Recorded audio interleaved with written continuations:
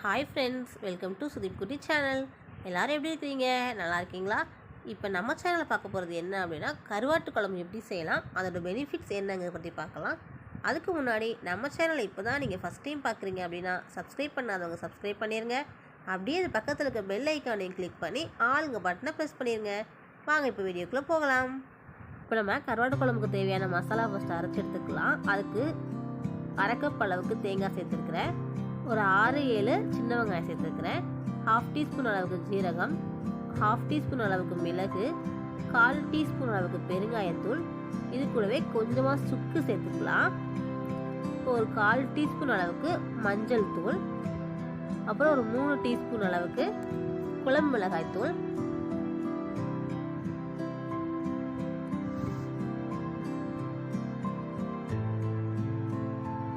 அப்புறம் ஃபைனலாக ஒரு 6-7 பல்லு பூண்டு இதெல்லாம் சேர்த்து நல்லா அரைச்சி எடுத்துக்கலாம். இப்போ நான் ஒரு மண் சட்டி எடுத்து அடுப்பில் வச்சுருக்கேன். சட்டி நல்லா ஹீட் ஆனதுக்கு அப்புறமா ஒரு 3-4 டீஸ்பூன் அளவுக்கு ஆயில் சேர்த்துக்கோங்க. கருவாட்டு குழம்புக்கு ஆயில் கொஞ்சம் அதிகமாகவே சேர்த்துக்கலாம். இப்போ ஒரு 1/4 டீஸ்பூன் அளவுக்கு கடுகு, அரை டீஸ்பூன் அளவுக்கு வெந்தயம், அப்புறம் 1/2 டீஸ்பூன் அளவுக்கு ஜீரகம், கொஞ்சமாக வாசனைக்காக பெருங்காயத்தூள் சேர்த்து நல்லா தாளிச்சுக்கலாம். இதெல்லாம் நல்லா எண்ணெயில் வெடிக்கட்டும். இது கூடவே ஒரு கொத்த அளவுக்கு கருவேப்பிலை, அப்புறம் ஒரு 4-5 பல்லு பூண்டு நல்லா தட்டி வச்சுருக்கிறேன், அதையும் சேர்த்துக்கலாம். பூண்டு ஃபுல்லாகவே தோல் நீக்க வேண்டாம், அந்த தோலோட போட்டால் செம்ம ஸ்மெல்லாக இருக்கும்.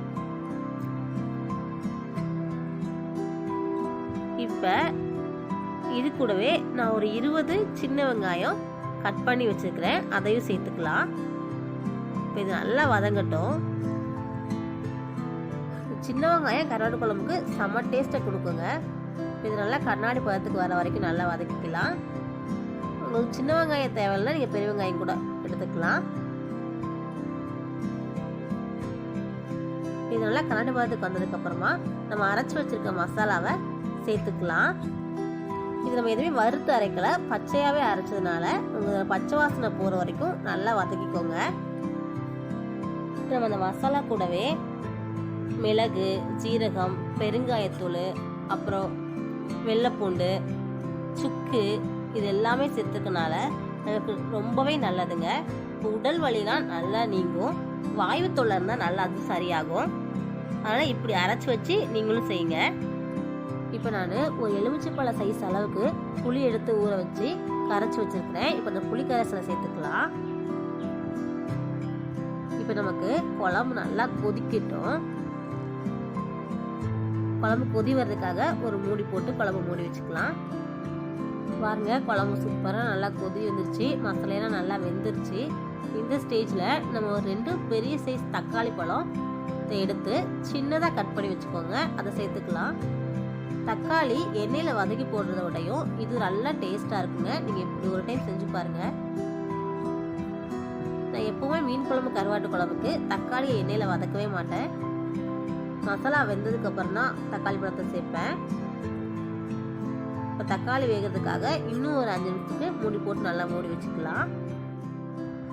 பாருங்க, தக்காளி, நம்ம அரைச்ச தேங்காய் விழுது, அந்த மசாலா எல்லாமே சூப்பராக வெந்துருச்சு. இப்போ இந்த ஸ்டேஜில் கருவாடை நல்லா க்ளீன் பண்ணி சேர்த்துக்கலாம். நம்ம கருவாடு ஃபஸ்ட்டே போட்டோம் அப்படின்னா கருவாடு கரைஞ்சிரும். கருவாடு வேகிறதுக்கு ரொம்ப டைம் எடுக்காது, அதனால் நமக்கு எல்லாம் கொதிச்சதுக்கப்புறம் கருவாடு எடுத்துக்கலாம். இப்போ நான் பால்சுரா கருவாடு எடுத்து வச்சுக்கிறேன், நல்லா கழுவி க்ளீன் பண்ணி அதையும் சேர்த்து இப்போ ஒரு 5 நிமிஷம் மட்டும் அடுப்பை நல்லா லோ ஃப்ளேமில் வச்சு நம்ம வேக வச்சுக்கலாம்.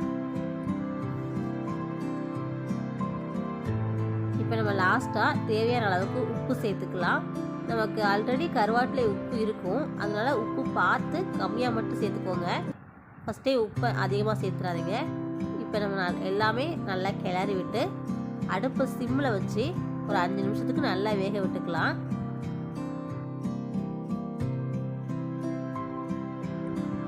இப்போ நான் மூடி போட்டு வச்சுட்டேன். 5 மினிட்ஸ் ஆச்சு. இப்போ ஓப்பன் பண்ணி பார்க்கலாம். பாருங்கள், சூப்பராக ஒரு கருவாட்டு குழம்பு ரெடி ஆயிடுச்சு. நீங்கள் அடுப்பை சிம்மில் வச்சா மட்டும்தான் நமக்கு நல்லா எண்ணெய் தெளிஞ்சு வரும், பார்த்துக்கோங்க. எப்போவுமே அடுப்பை ஹை ஃப்ளேமில் வச்சு எவ்வளோ நேரம் வச்சாலும் நமக்கு எண்ணெய் தெளிஞ்சு வராது. அதனால் அடுப்பை லோ ஃப்ளேமில் வச்சிங்கன்னா சூப்பராக எண்ணெய் தெளிஞ்சு குழம்பு சூப்பராக ரெடி ஆயிடுச்சு. ஆவி பறக்க கமகமான நமக்கு கருவாட்டு குழம்பு ரெடி. இப்போ நம்ம ஃபைனலாக கொஞ்சமாக கொத்தமல்லி இலை எடுத்து நல்லா கிள்ளி இதில் சேர்த்துக்கலாம். அவ்வளோதாங்க, நமக்கு கருவாட்டோட வாசனை அப்புறம் கொத்தமல்லி இலையோட வாசனை எல்லாம் சேர்ந்து சூப்பரான ஒரு ஸ்மெல்லோட கருவாட்டு குழம்பு ரெடி ஆயிடுச்சு. இதே மாதிரி நீங்களும் செஞ்சு பார்த்துட்டு எப்படி இருக்கு அப்படின்னு கமெண்ட் பண்ணுங்க. இந்த கருவாடு பார்த்தீங்கன்னா நம்ம உடலுக்கு ரொம்பவே நல்லதுங்க.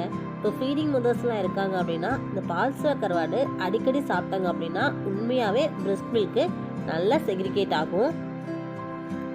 நம்ம பால்சுரா புட்டு, பால்சுரா தொக்கு, பால்சுரா குழம்பு, இப்படி நம்ம கருவாடு ஏதோ ஒரு வகையில் எடுத்துக்கலாம். அதே மாதிரி தான் இப்போ காய்ச்சல், சளி, சிக்கன் குனியா கூட நிறைய பேருக்கு வந்திருக்கும். அவங்க எல்லாமே நம்ம கருவாடை அடிக்கடி சாப்பிட்டாங்க அப்படின்னா அந்த நரம்பு எல்லாமே நீட் கொடுத்து நமக்கு ரொம்பவே ஹெல்த்தாக இருக்கும். அதே மாதிரி இந்த கருவாடு குழம்பு பார்த்திங்கன்னா மிளகு, சுக்கு, வெள்ளைப்பூண்டு இதெல்லாம் சேர்த்துருக்கிறதுனால நமக்கு கேஸ் ட்ரபிள் எல்லாமே சரியாகும். ஆல்ரெடி நமக்கு கருவாடு சாப்பிட்டாலே நமக்கு வாய்வு தொல்லை நீங்கும் பார்த்துக்கோங்க. அதில் இதெல்லாம் சேர்த்தனால நமக்கு கேஸ் ட்ரபிள் நல்லா சரியாகும். அது பிபி இருக்கவங்க அப்புறம் டயபெட்டிஸ் சர்க்கரை நோய் இருக்கவங்கலாம் நினைப்பாங்க நம்ம கருவாடு சாப்பிட்டோம் அப்படின்னா நமக்கு பிபி ஜாஸ்தி ஆயிரும் அப்படின்னு சொல்லிட்டு. அப்படிலாம் இல்லை, பிபி இருக்கவங்க அந்த கருவாட்டில் உப்பு மட்டும் வச்சு சமைச்சு சாப்பிட்லாம். நம்ம சாப்பாடு கூட இந்த குழம்பு வைக்கிறப்ப உப்பு போடாமல் கருவாட்டில் உப்பை மட்டும் மெயின்டைன் பண்ணி சாப்பிட்டீங்க அப்படின்னா பிபி லெவல் கண்ட்ரோலாக தாங்க இருக்கும். கருவாடு வீக்லி ஒன்ஸாவது எடுத்துக்கணுங்க. இப்போ கருவாட்டு குழம்பு தான் அப்படின்ட்டு இல்லை, கருவாட்டு தொக்கு, கருவாட்டு ரசம், இந்த மாதிரி கருவாட்டு பொரியல் இந்த மாதிரி நம்ம வச்சு சாப்பிட்டுக்கலாம். உடல் ரீதியாக நிறைய பேர் ரொம்ப கஷ்டமான வேலை செஞ்சுட்டு வருவாங்க. அவங்கெல்லாம் இந்த மாதிரி அடிக்கடி கருவாட்டு குழம்பு வச்சு சாப்பிட்டீங்க அப்படின்னா உடல் வலி நல்லாவே சரியாகும். நீங்களும் இதே மாதிரி கருவாட்டு குழம்பு வச்சு பார்த்துட்டு எப்படி இருக்குது அப்படின்ட்டு கமெண்ட் பண்ணுங்கள். இந்த வீடியோ உங்களுக்கு பிடிச்சிருந்தா லைக் பண்ணுங்கள், ஷேர் பண்ணுங்கள், சப்ஸ்கிரைப் பண்ண மறந்துடாதீங்க. தேங்க்ஸ் ஃபார் வாட்சிங். Bye by.